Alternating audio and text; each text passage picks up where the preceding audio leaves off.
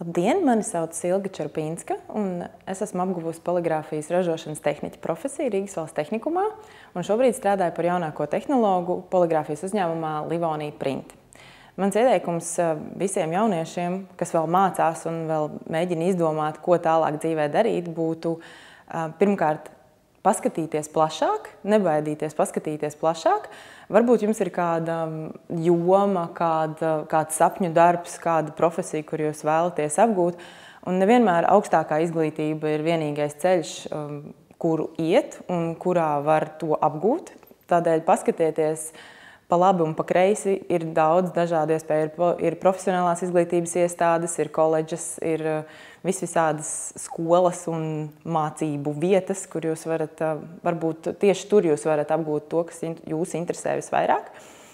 Kā tas bija arī manā gadījumā, jo es vispirms apguvu augstāko izglītību un tikai pēc tam atradu, ka mani interesējošā joma vai nozare, tajā savu profesiju var apgūt tieši profesionālās izglītības iestādē.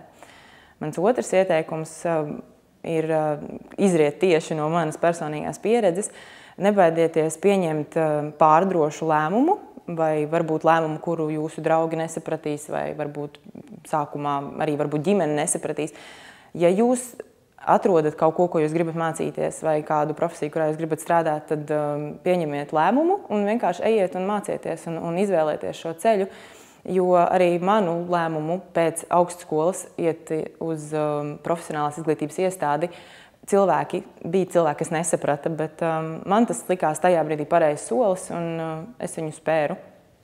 Un mans trešais ieteikums būtu iesaistieties visās aktivitātēs, kuras jums dzīve piedāvā vai skola piedāvā. Ja tās ir ekskursijas, tad brauciet ekskursijās. Ja tās ir akcijas, kaut kādi projekti, konkursi, tad iesaistieties šajos projektos. Un jūs nekad nezināt, kādus cilvēkus jūs tur satiksiet. Jūs nekad nezināt, uz kāda būs uzņēmumā vide vai kādi cilvēki jums tur nostāsies pretī. Un tā bija arī manā gadījumā, jo es aizbraucu ekskursijā uz šo uzņēmumu, kurā es šobrīd strādāju, un es izstaigāju ar savu grupu kopā cehu, un es sapratu, ka es gribu tur strādāt, kaut arī šobrīd es nestrādāju cehā, es strādāju ofisā.